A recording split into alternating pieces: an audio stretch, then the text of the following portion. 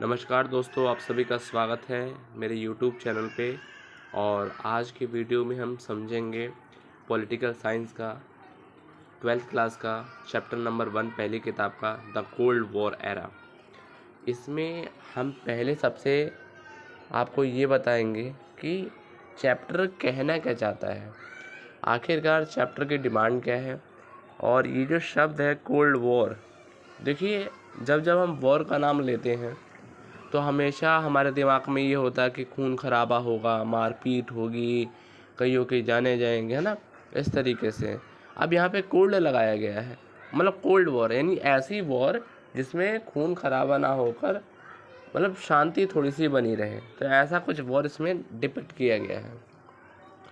यहाँ पे इस जो मैंने अभी आपके सामने पेज रखा है, ओवरव्यू आपके एनसीईआरटी का ही है, तो इस ओवरव्यू में सिर्फ ये बताया गया है। चलिए एक बार स्टार्ट करते हैं हम लोग।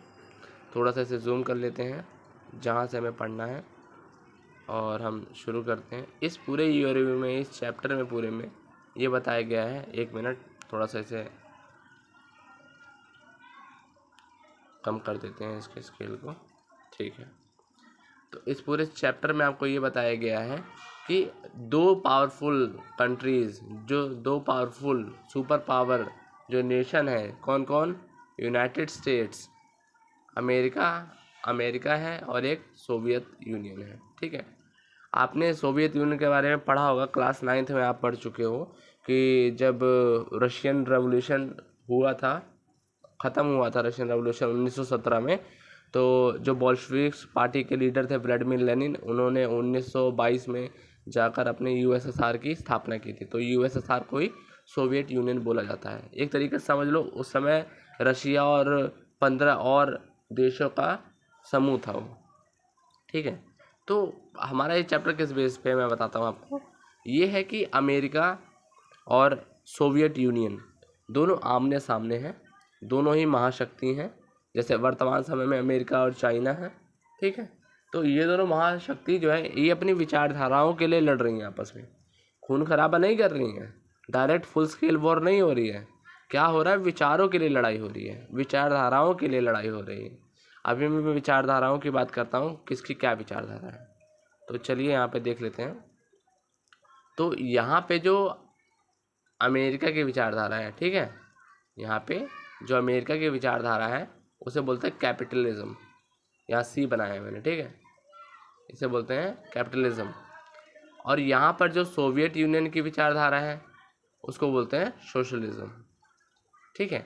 अब ये कैपिटलिज्म क्या है, सोशलिज्म क्या है, ये पूंजीवाद और साम्राज्यवाद क्या है, इसको ज़रा समझ लेते हैं, ठीक है। इसको समझने के लिए देखो यहाँ पे मैंने लिखा कैपिटलिज्म। कैपिटलिज्म का मतलब होता है सिंपल सा कि सरकार जो है आपके एरिया को या आपको पूरी खुली छूट दे रही है, फ्री कर दे रही है कि आपके पास पैसा है तो आप अपने ग्रोथ करिए, आप नए नए इंडस्ट्री सेटअप कीजिए, आपके ऊपर कोई पाबंदी नहीं है, ठीक है। लेकिन कब? जब आपके पास यदि पैसा है तो। ये उन लोगों के लिए नहीं है जिनके पास पैसा नहीं है, जिनके पास कैपिटल नहीं है, जिनके पास रिसोर्सेज नहीं है। तो इस तरीके की जो विचारधारा है वो कैपिटलिज्म में आ जाती है। हालांकि अमेरिका में डेमोक्रेसी है, डिक्टेटरशिप नहीं है। लेकिन उनके क्या है, उनके जो पूंजी वर्ग हैं, जो उनके इंडस्ट्रियलिस्ट हैं, उनकी जो सहानुभूति है, जो रुझान है वो ज़्यादा है, ठीक है। एक तरीके से यहाँ कह सकते हैं कि यहाँ पर जो इगैलिटेरियन सोसाइटी होती है, यानी इक्वल सोसाइटी होती है, उसका यहाँ पे नामो निशान नहीं है। कहने का मतलब क्या है कि इक्वालिटी यहाँ पे एग्जिस्ट नहीं करती। और सोशलिज्म में क्या है, जैसे कि आप शब्दों में समझो कि सोशलिज्म में ऐसे यानी समाज से कुछ ना कुछ जुड़ा हुआ है।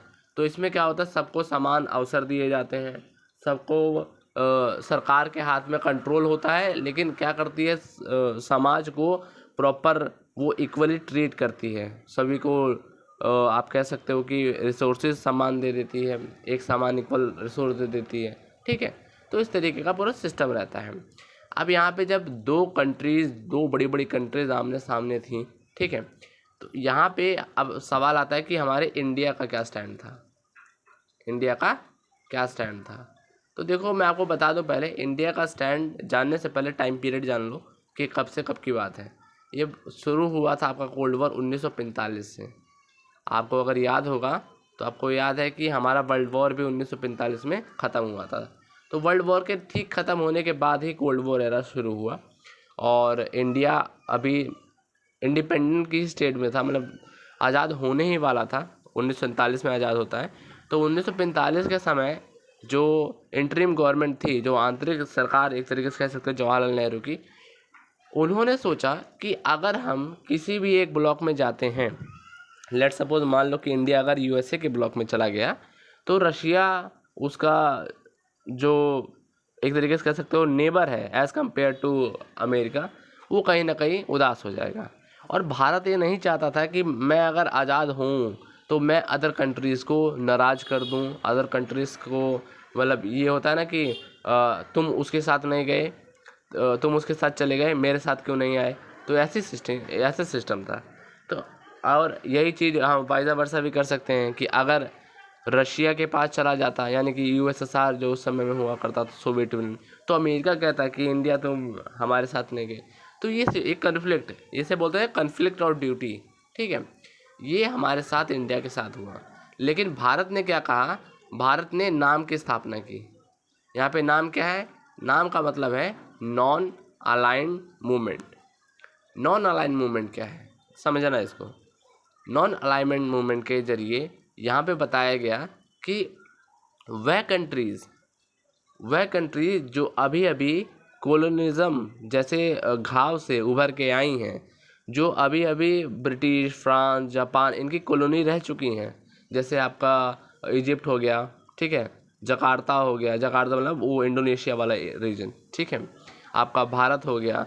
तो ये फिर आपका ये आप ये कह सकते हो कि जो साउथ ईस्ट कंट्रीज़ हैं, बहुत सारी कंट्रीज़ हैं, कंबोडिया हो गए, ये सब, तो ये सब क्या थे, ये सब पहले कॉलोनीज़ थे, ठीक, वियतनाम हो गए, फ्रांस की कॉलोनी रह चुकी है।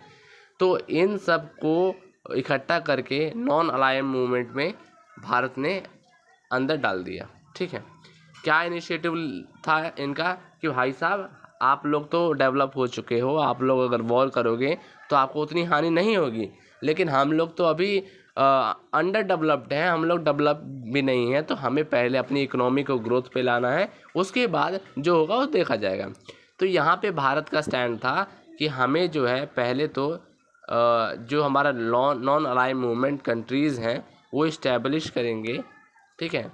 वो क्या इस्टेब्लिश करेंगे, establish a new international economic order, ठीक है। थोड़ा सा पेन को, थोड़ा सा इसकी इंक को थोड़ा कम कर देते हैं हल्का सा, हाँ अब शायद ठीक लगे। इस्टेब्लिश किया क्या, न्यू इंटरनेशनल इकोनॉमिक ऑर्डर की स्थापना की गई थी, ठीक है। कहाँ पे, किसके द्वारा ये किया गया था, हमारी नॉन अलाइनमेंट कंट्रीज़ के द्वारा।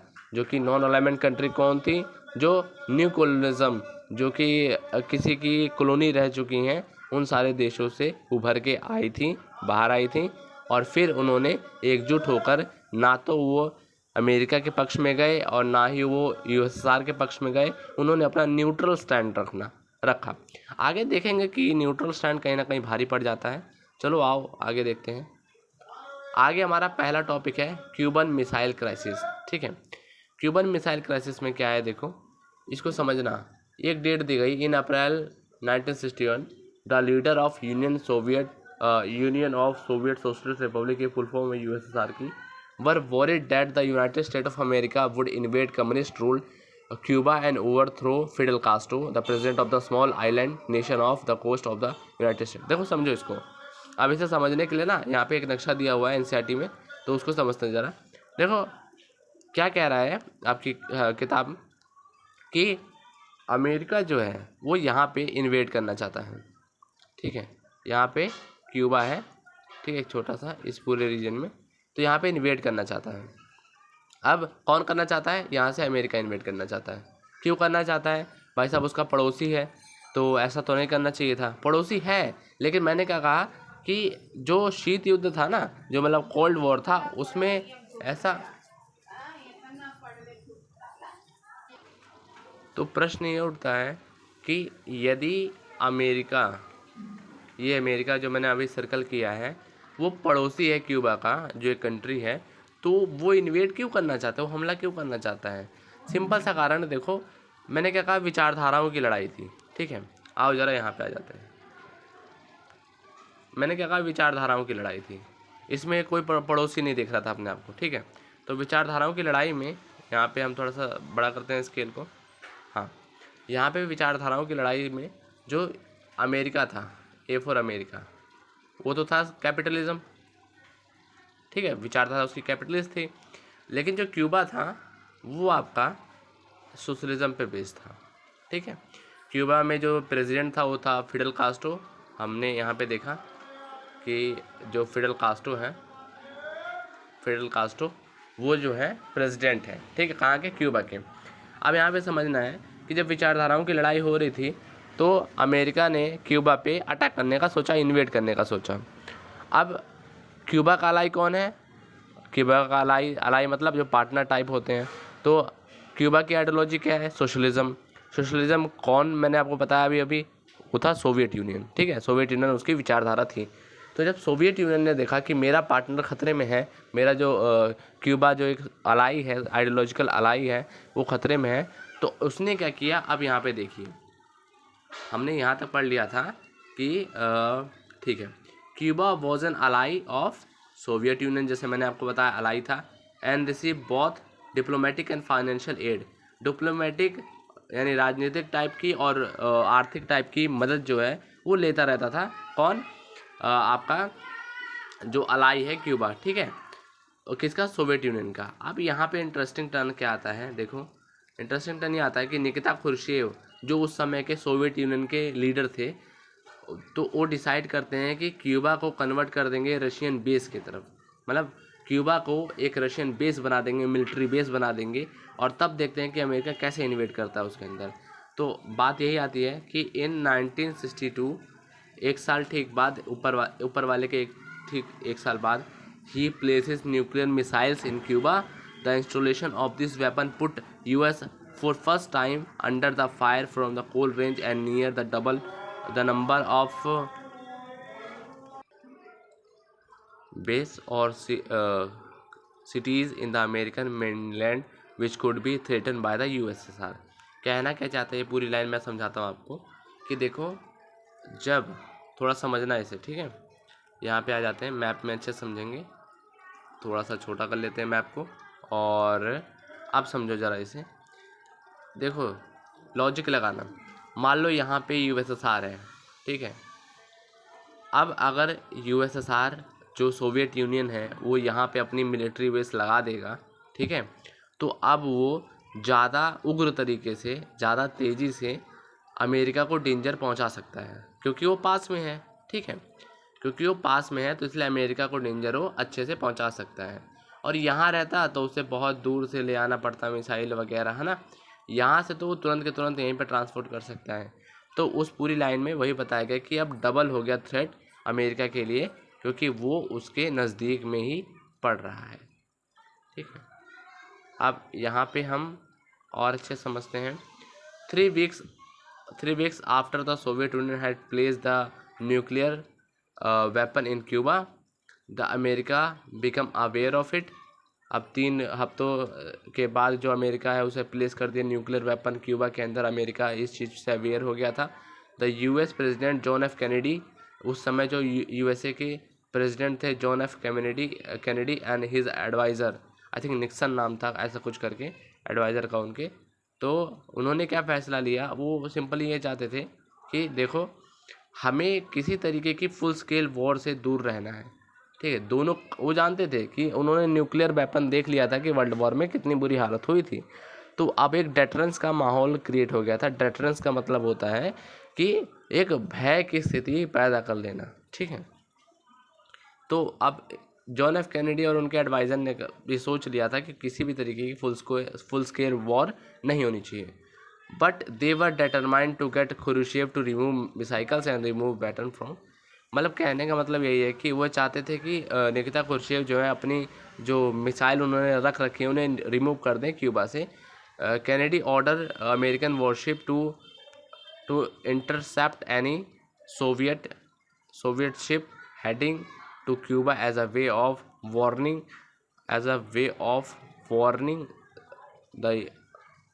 The USSR of his seriousness.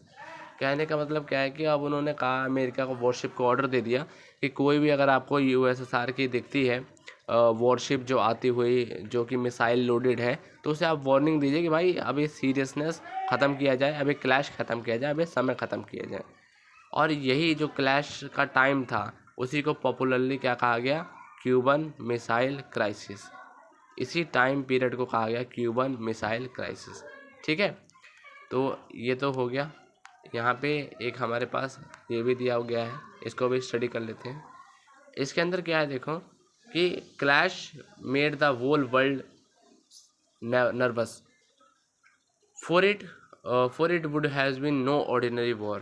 मतलब ये बहुत ही ज़्यादा एक कह सकते हो कि नर्वस सिचुएशन थी पूरे वर्ल्ड के लिए, क्योंकि अभी अभी वो जापान को देख चुके थे 1945 में कि क्या क्या हुआ था। फिर अभी घाव भरे नहीं थे कि इन्होंने फिर अपना शुरू कर दिया था। ठीक है, तो ये सारी चीज़ें थी। इसमें ज़्यादा मेन पॉइंट नहीं है, इसमें आपको बस ये बताया गया कि जो क्यूबन मिसाइल क्राइसिस है वो हाई पॉइंट था, जिसको कोल्ड वॉर एक तरीके से उसका शुरुआत कहा जाता था, जिसको ये माना जाता है कि यहीं से जो है क्यूबन मिसाइल क्राइसिस से एक कोल्ड वॉर वाली स्थिति को हम जांच सकते हैं, समझ सकते हैं, देख सकते हैं। ठीक है, तो अब इसमें बताया गया था कि देखो जो कोल्ड वॉर है उसे रेफर टू कंपटीशन, यानी कि कोल्ड वॉर में कंपटीशन होता था, टेंशन्स होते थे, सीरीज ऑफ कन्फ्रंट्रेशन होते थे किस किस के बीच। यहाँ पे देखो कन्फ्रंट्रेशन यानी कि आमने सामने कौन कौन होता था, एक यूनाइटेड स्टेट और एक सोवियत यूनियन। तो इस तरीके से मतलब दो जो बड़े बड़े आप कह सकते हो दिग्गज 1945 के समय में थे, वो आमने सामने आते थे। और जब ये दोनों आमने सामने आ जाते थे, वॉर लाइक सिचुएशन हो जाती थी, तो पूरे वर्ल्ड के लिए सीरियस माहौल हो जाता था। तो कहने का मतलब है इस तरीके से आप समझ सकते हो कि ऐसी सिचुएशन वहाँ पे डेवलप हो चुकी थी। अच्छा, ये तो रही ऐसी बात। ठीक है, अब यहाँ पे क्या करना है, इसको और डिटेल में स्टडी कर लेते हैं थोड़ा सा। चलिए, अब लेकिन fortunately however it never escalate into hot war. लेकिन कभी भी हॉट वॉर यानी मार धाड़ वाली स्थिति में नहीं आया। हाँ, कुछ कुछ रीजनल जैसे यहाँ पे दिखाया गया, there were various war in region में बहुत सारे चुटपुट वॉर होते रहे, लड़ाई झगड़ा होता रहा, छोटी मोटी लड़ाइयाँ होती रही, लेकिन कभी बड़े स्केल पर उग्रवाद वाले रूप में कभी भी ये वॉर नहीं आई। और हम ये कह सकते हैं कि थर्ड वर्ल्ड वॉर होने से कई परसेंट चांस थे कि हो जाता अगर डेटरेंस का माहौल ना होता। मैं दोबारा बता रहा हूँ, डेटरेंस बहुत मेन रोल था इस पूरी सिचुएशन में।